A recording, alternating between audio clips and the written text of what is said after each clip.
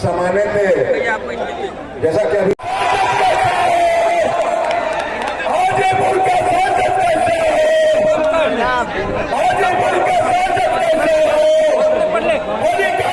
पासवान जी को, प्रोफेसर जी को, समीर जी को, यहाँ के एनडीए के तमाम कार्यकर्ता बड़े माना से स्वागत कर रहे हैं। पढ़ाकर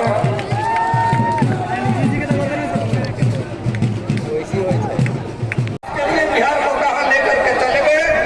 दूसरी तरफ भारत सरकार का जो विकास है वो भी कहाँ से कहाँ दिखाई देता। हर जगह जहाँ जिस चौराहे पर खड़े होंगे हम लोग को गर्व होता है कि वो देश की ही नहीं दुनिया की सबसे बड़ी गरीब कल्याण की योजना प्रधानमंत्री गरीब जन कल्याण योजना, जिसके तहत आज भी 81 करोड़ लोगों को मुफ्त में राशन दिया जा रहा है।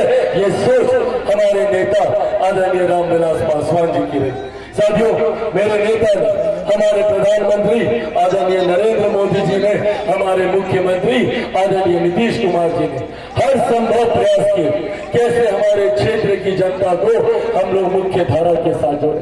आज एक तरफ जहाँ प्रधानमंत्री जी के नेतृत्व में देश की अर्थव्यवस्था मजबूत हो रही है, आज हम लोग को गर्व होता है कि 5वीं सबसे बड़ी अर्थव्यवस्था भारत बना है, तो ये देश हमारे प्रधानमंत्री आदरणीय नरेंद्र मोदी जी की है।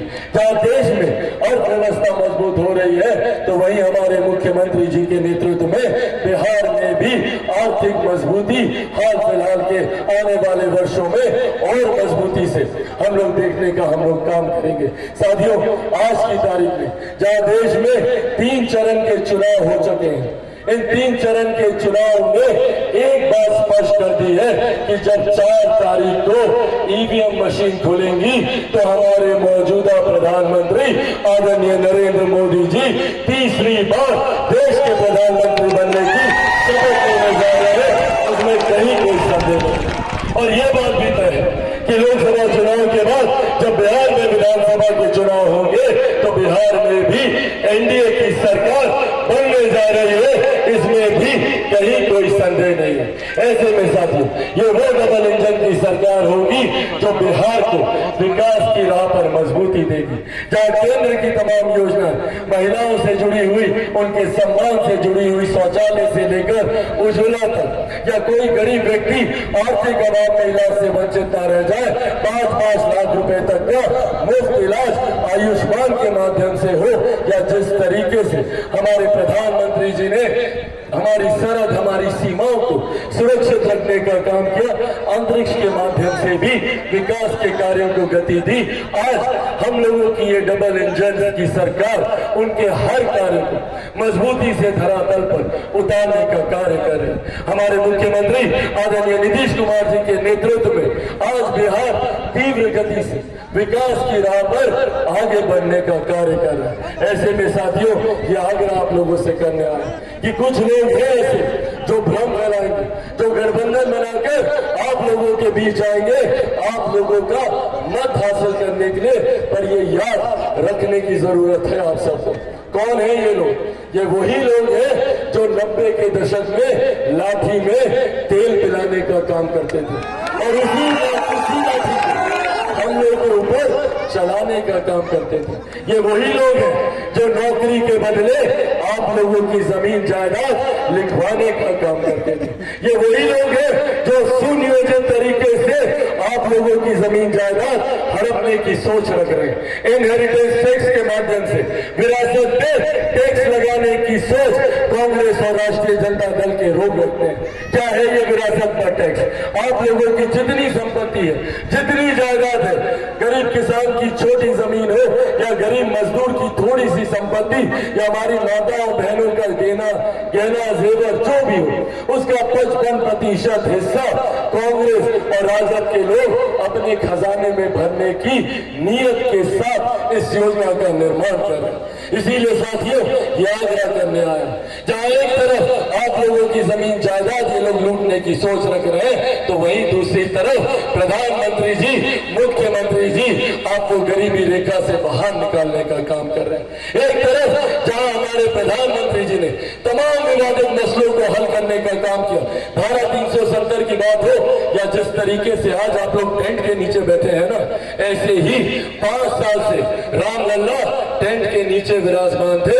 आज अयोध्या में एक भव्य राम मंदिर का निर्माण करके भगवान श्री राम को उनके प्राण प्रतिष्ठा अयोध्या के उस भव्य मंदिर में करने का काम किया।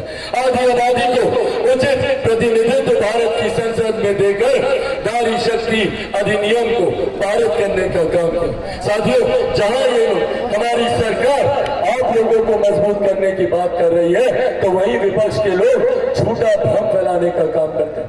कभी कहेंगे संविधान को खतरा है, कभी कहेंगे आरक्षण को खतरा है, तो कभी कहेंगे लोकतंत्र को खतरा है। ये लोग चिंता करेंगे लोकतंत्र की, जिन लोगों ने सन 75 में आपातकाल लगा के सही मायनों में लोकतंत्र की हत्या करने का काम किया।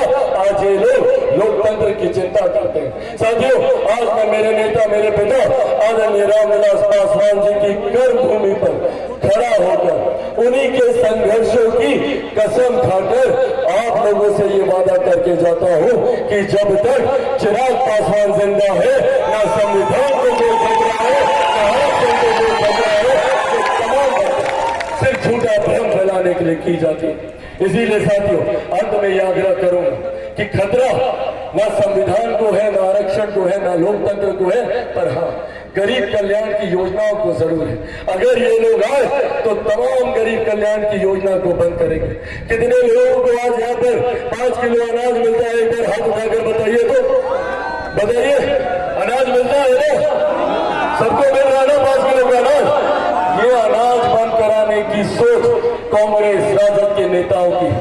जितनी गरीब कल्याण की योजनाएं मुख्यमंत्री जी के द्वारा चलाई जाती है, ये लोग उसको बंद करने की सोच के साथ आगे बढ़ने का काम कर रहे हैं। इसीलिए साथियों, बस ये आग्रह है, जैसे हमारे प्रधानमंत्री जी विकास को प्राथमिकता देते हैं, जैसे हमारे मुख्यमंत्री जी विकास को प्राथमिकता देते हैं, जैसे मेरे नेता, मेरे पिता आदरणीय रामविलास पासवान जी ने जात पात धर्म मजहब से उठकर समावेशी विकास की सोच के साथ आगे बढ़ने का काम किया, उसी सोच के साथ चिराग पासवान भी आप लोगों की सेवा के लिए आगे आना चाहता है। बस अपेक्षा रखता हूँ कि आप सबके साथ भी और सबके समर्थन भी आप लोगों का आशीर्वाद रहेगा। नीतीश कुमार जी का काम बोलना शुरू कर देगा। साथियों, खास करके दलित भाइयों को मैं याद दिलाना चाहता हूँ, हमसे अब ज्यादा प्रबुद्ध है, ज्यादा जानते हैं। 10 लाख को हम लोग नौकरी देंगे, 10 लाख रोजगार। अभी 4 लाख से ज्यादा नौकरी हो गया रोजगार, और रोजगार 5 लाख हो गया, और फिर 1 लाख से अधिक का जल्दी होने जा रहा है। 3 लाख का भी काम हो रहा है। अगला साल जो हम लोगों का काम पूरा होने वाला है, उसके पहले ही ये सब काम कर देंगे। लेकिन बीच में जब हम लोग इस सबको साथ ले लिए थे, फालतू गलत काम कर दिए, उल्टा पुल्टा करने लगा, अब कुछ नहीं हम ही बताए ये सब होगा।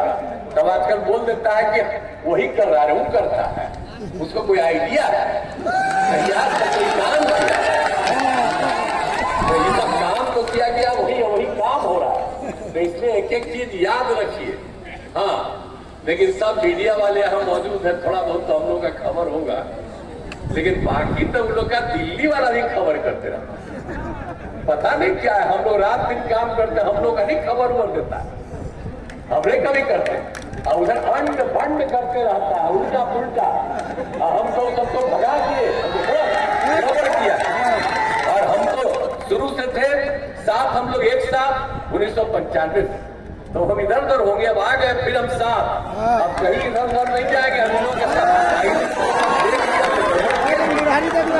तो इसीलिए ये सब उल्टा पुल्टा जो करता है, अब प्रचार प्रसार अपना करा रहा है, चुनाव के बाद तो फिर तो सबको पता न चलेगा। तो इसीलिए आप सब यही आग्रह करते हैं कि हर तरफ से हम लोगों ने काम शुरू किया है, और सब तरह से पूरा का पूरा काम कर रहे हैं। महिलाओं को जितना हम लोगों ने बता ही दिया, सब तरह का आरक्षण दे दिया, हमने आपको सब कुछ बता ही दिया। और आप बता रहे हैं कि अभी कांग्रेस वाला बोल रहा है जातीय आधारित गणना, हम लोग जो कर रहे थे सबके राय से पूरा का पूरा यहाँ शुरू कर दिया, जातीय आधारित गणना कराए, को पढ़ाने के लिए भी काम किए, सब तरह से काम किए। अब आप तो जानते ही है कि स्वयं सहायता समूह जो था, तो स्वयं सहायता समूह तो पूरे देश में रहे, और स्वयं सहायता समूह में लड़कियां रहती हैं। अब जब हम केंद्र में एमपी थे या मंत्री थे तब बहुत दूसरे जगह राज्य में जाते देखते थे, काफी था। लेकिन जब हम आए बिहार में 5 में, तब यहाँ 6 में देखना शुरू किया तो पता चला कि बहुत कम है। तो हमको बड़ा तकलीफ हुआ। तो हम लोगों ने क्या किया, वर्ल्ड बैंक से कर्ज लेकर के हमने स्वयं सहायता समूह की संख्या बढ़ाई। और आप जानते हैं कि स्वयं सहायता समूह जब बना रहे थे तो हमने नाम दे दिया कि स्वयं सहायता समूह महिलाएं, उनका नाम हमने दे दिया जीविका। हम जीविका दीदी कहते हैं, जीविका दीदी। अब उसके बाद जब हम काम किए तो उस समय केंद्र वाली सरकार हम लोग के पक्ष में नहीं थी, लेकिन वो आया देखने के लिए कि भाई स्वयं सहायता समूह से बहुत पढ़ा दिया है। आया देखे वो लोग, तो उन्होंने कहा कि भाई आप तो नाम दे दिए हैं, यहाँ पर जो स्वयं सहायता समूह में महिलाएं हैं उसका नाम दे दिया है जीविका। तो उन्होंने कहा कि हम देश भर में उसका नाम दे देंगे आजीविका, यानी जितना भी देश भर में है स्वयं सहायता समूह, तो वहाँ के महिलाओं का नाम देश में कर दिया आजीविका। हम लोग किए जीविका, वो किया आजीविका, यानी यहाँ की जीविका आजीविका हो गई। तो कितना ज्यादा हुआ है संख्या, आपको मालूम है कि कितनी बड़ी संख्या हो गई है महिलाओं की। 10,51,000 स्वयं सहायता समूह हो गया। 10,51,000 हो गया, और उसमें जो जीविका दीदियों की संख्या 1,31,00,000। अब उसके बाद तो हम और शहरी क्षेत्र में भी शुरू कर दिए, उनकी संख्या और बढ़ी। आई जो जितनी भी है जीविका दीदियां स्वयं सहायता समूह, हम जहाँ भी जाते हैं सब जगह घूमते हैं और इन लोगों से बात करते हैं। अब कितना अच्छा बोलती है, पहले किसी को बोलने आता था, अब कितना बढ़िया बोलती है, क्या अच्छा हो गया। और उसके विकास के लिए हम लोग कितना ज्यादा काम करते रहे। तो इतनी बड़ी संख्या सब तरह से हो गई, तो एक तरह से हो गया, तो हर तरह से और सब तरह से हमने पहले भी कह दिया। तो एक तरह से हम लोगों ने महिलाओं के लिए काम करा दिया। तो जितना ज्यादा हुआ और सबकी पढ़ाई और जितनी आगे बढ़ने लगी, अब कितना सब कुछ हो गया। और उसके अलावा तो हम लोग ये भी देखे थे, ये लोग तो आजकल खूब बोलेंगे, जरा हम लोग इधर करते हैं तो हम लोग के खिलाफ बोलते रहते हैं। आप जरा सोच लीजिए, जो ये लोग बोलते रहते हैं और खास करके ये चक्कर में रहते हैं ये लोग, तो जो कुछ भी अपना बोलते रहते हैं। अब बात समझ लीजिए कि कितना ज्यादा हम सब लोगों के लिए काम किए हैं। आप जानते हैं कि महिलाओं के लिए हमने कितना किया। ये लोग मुस्लिम महिलाओं के लिए कोई काम करते थे, कोई मतलब मदरसों की कोई सरकारी मान्यता कभी नहीं थी। हम लोग जब आए तो सबको मान्यता थी। अब मदरसा में जितने लोग लड़कियां तो जो लोग पढ़ाते थे उसको हम लोग उतना ही पैसा दे दिया कि जितना अन्य हम लोग स्कूलों में देते हैं। एक तरफ से उसको मान्यता दिया। और उसके अलावा आप बताइए कि झगड़ा जो होते रहता था, और जो कब्रिस्तान जितना है, अब हिंदू और मुस्लिम के बीच में जो कब्रिस्तान, और वहां पर भारी झंझट और उनको झगड़ा बहुत होता था। लेकिन हम लोगों ने आते ही 2006 में सब किया, तो उन लोगों ने 8,000 से थोड़ा ज्यादा जो तय किया वो हम लोगों ने कर दिया। अब तो 1,000 और तय किया, उसको भी हम आगे करा रहे हैं। तब कितना ज्यादा हो गया। अब कहीं झगड़ा होता है जी, कहीं झगड़ा होता है।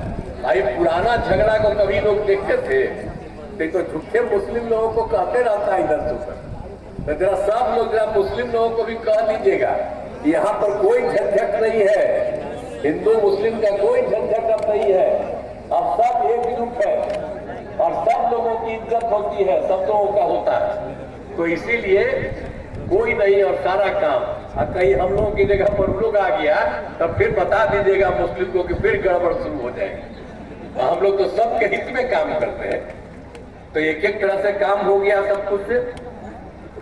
और आप जानते ही, जो आपको बता दिया कि कब्रिस्तान की जो घेराबंदी की है, तो आपको तो बता ही दिए ना 8,000 की घेराबंदी और अब तो जो सरकारी ये कुछ और 1,000 का भी और करा दिए हैं, शुरू हो रहा है।